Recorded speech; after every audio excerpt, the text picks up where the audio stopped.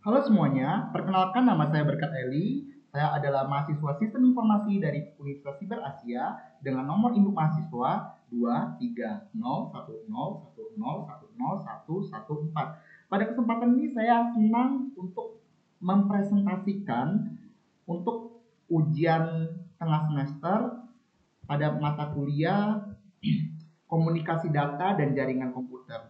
Di sini saya akan menjawab 5 pertanyaan yang telah diberikan dan saya akan memberikan penjelasannya secara rinci. Baik, untuk pertanyaan yang pertama, jelaskan cara kerja prinsip komunikasi data dalam jaringan komputer. Oke, jadi cara kerja prinsip komunikasi data dalam jaringan komputer, kita perlu mengetahui dulu sebenarnya komunikasi data ini apa. Komunikasi data adalah proses pertukaran data antara dua atau lebih perangkat melalui media transmisi. Prinsip kerjanya mengikuti model source channel destination dengan aturan-aturan baku yang disebut protokol. Prosesnya dapat dijelaskan sebagai berikut. Yang pertama ada sumber atau source. Nah, itu meliputi data dari aplikasi di perangkat pengirim, contohnya laptop, yang dipecah menjadi potongan-potongan kecil yang disebut paket atau frame. Setiap paket diberi alamat tujuan atau yang bisa kita sebut dengan IP address atau dan juga alamat perangkat atau MAC address dan informasi kontrol lainnya. Nah, proses selanjutnya itu ada namanya pengiriman atau transmission. Paket-paket ini kemudian dikirimkan melalui media transmisi. Itu meliputi kabel atau gelombang radio ke jaringan. Dan proses selanjutnya itu meliputi peruteran atau routing. Artinya, perangkat jaringan seperti router dan switch akan membaca alamat tujuan pada paket dan meneruskannya melalui jalur yang paling efisien menuju tujuan. Jadi paket-paket yang berbeda bisa melalui jalur yang berbeda. Dan proses selanjutnya itu meliputi penerimaan atau destination atau destinasi ya. Jadi di perangkat penerima, misalnya server, paket-paket yang datang mungkin tidak berurutan, disusun kembali menjadi data utuh berdasarkan informasi urutan yang ada di paket. Jadi data utuh ini kemudian diserahkan ke aplikasi yang membutuhkan, misalnya browser atau web. Jadi sebenarnya prinsipnya apa sih? Jadi prinsipnya seperti ini. Segmentasi atau pemecahan data dan multiplexing atau penggabungan jalur memungkinkan banyak perangkat berbagi jaringan secara efisien dan handal. Jadi jawabannya seperti itu. Saya akan menjawab untuk pertanyaan yang kedua ya. Untuk pertanyaan kedua, jelaskan jenis dan cara kerja topologi dasar jaringan komputer. Ya, sebelum saya menjelaskan jenis dan cara kerja topologi dasar jaringan komputer, kita perlu mengetahui terlebih dahulu sebenarnya topologi jaringan itu apa sih? Oke, jadi topologi jaringan adalah bentuk fisik atau logis dari bagaimana perangkat-perangkat itu terhubung. Nah, jenis-jenisnya dan cara kerjanya seperti apa? Yang pertama ada topologi bus.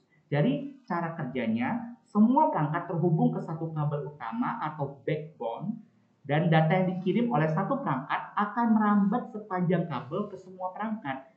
Nah, hanya perangkat dengan alamat tujuan yang cocok yang akan merespon data. Tapi ini memiliki satu kelemahan. Kelemahannya apa? Nah, jika kabel utamanya putus, seluruh jaringan akan down. Jadi tabrakan data atau collision sering terjadi jika banyak perangkat mengirim bersamaan.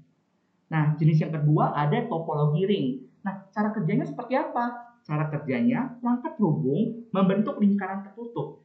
Data berpindah dari satu perangkat ke perangkat berikutnya dalam satu arah, seperti ring token. Jadi setiap perangkat bertindak sebagai repeater untuk memperkuat sinyal. Nah, selain itu ada apa lagi? Ada topologi star atau bintang. Cara kerjanya seperti apa? Semua perangkat, komputer, printer itu terhubung ke satu perangkat pusat atau hub atau switch. Jadi semua komunikasi harus melalui pusat ini. Jadi switch akan meneruskan data hanya ke port tujuan, tidak semua port seperti pada hub. Nah, ada keunggulannya. Keunggulannya apa? Ini adalah yang paling populer. Jika satu kabel putus, nah hanya perangkat itu yang offline, jaringan tetap berjalan dan mudah dikelola. Tapi ada kelemahan juga. Kelemahannya apa? Ketergantungan pada perangkat pusat. Jadi jika switch-nya mati, seluruh jaringan akan down. Kita akan membahas juga topologi mesh. Cara kerjanya, ya setiap perangkat terhubung secara langsung ke semua perangkat lainnya dan menciptakan banyak jalur redundan. Topologi selanjutnya ada topologi hybrid. Nah, topologi hybrid ini cara kerjanya seperti apa? Cara kerjanya adalah gabungan dari 2 atau lebih topologi dasar untuk memenuhi kebutuhan. Contohnya, kampus besar menggunakan topologi star di setiap gedung. Kemudian gedung-gedung tersebut dihubungkan dengan topologi ring atau mesh. Keunggulannya fleksibel dan mengoptimalisasi kelebihan setiap topologi. Tapi juga ada kelemahannya. Kelemahannya apa? Desain dan pengolahannya cukup kompleks, jadi cukup rumit ya. Baik, saya akan menjawab pertanyaan yang ketiga. Pertanyaannya seperti ini. Jelaskan jenis physical layer yang digunakan sebagai media transmisi data dalam jaringan komputer. Sebutkan kekurangan dan kelebihannya. Baik, saya akan menyebutkan jenis physical layer sebagai media transmisi beserta kelebihan dan kekurangannya. Jadi, kalau kita lihat jenis physical layer, itu ada kabel twisted pair, kabel coaxial, kabel serat optik, dan nirkabel atau wireless. Nah, kelebihan dan kekurangannya seperti apa? Kalau kabel twisted pair itu murah dan mudah dipasang, fleksibel, dan sudah standar di perkantoran dan rumah. Nah, jenis lainnya ada namanya kabel koaksial ya. Jadi kelebihannya dia lebih tahan interferensi daripada UTP dan bandwidth-nya lebih besar daripada twisted pair. Jarak jangkauannya juga lebih jauh. Jadi seperti itu. Nah, ada yang selanjutnya namanya kabel serat optik. Kelebihannya apa? Kecepatannya sangat tinggi. Sangat tingginya seperti apa? Gigabyte per second atau terabyte per second. Dan selain itu dia memiliki kelebihan yaitu jaraknya sangat jauh. Atau yang bisa kita sebut kilometer tanpa repeater. Jadi bisa terhubung dengan jarak yang sangat jauh. Selain itu dia kebal terhadap interferensi elektromagnetik. Dan kelebihan yang paling unggul ialah dia sangat aman atau bisa dikatakan sulit disadap. Nah, kita akan membahas jenis yang selanjutnya yaitu nirkabel atau wireless. Kelebihannya apa? Fleksibilitas maksimal. Tidak butuh instalasi kabel fisik. Nah, ini jadi salah satu yang paling menarik ya. Karena sifatnya wireless, jadi dia tanpa kabel, itu tidak butuh instalasi kabel fisik. Jadi ini sangat memudahkan ya. Dan yang ketiga, itu mudah diperluas. Oke, saya akan menjawab pertanyaan yang keempat. Jelaskan definisi OSI layer dan proses data yang terjadi di setiap layer. Baik, saya akan menjawab untuk pertanyaan yang keempat. Jadi, definisi OSI layer itu apa? Definisinya seperti ini. Model OSI-nya apa? Open System Interconnection. Adalah model referensi teoritis yang membagi proses komunikasi jaringan menjadi 7 lapisan atau 7 layer. Nah, tujuannya adalah untuk menstandarisasi cara perangkat dari vendor berbeda agar dapat berkomunikasi dengan setiap layer yang memiliki fungsi spesifik. Nah, proses data di setiap layernya itu seperti apa? Ini meliputi beberapa hal. Yang pertama ada application atau layer yang ketujuh. Antarmuka pengguna yang aplikasi, contohnya browser, email client, dan data di sini disebut message atau data. Yang kedua, proses datanya itu meliputi presentation atau layer ke-6. Itu meliputi translasi dan enskripsi. Dan yang selanjutnya ada session atau layer 5, itu mengolah sesi komunikasi. Yang selanjutnya ada namanya transport atau layer 4, itu keandalan pengiriman.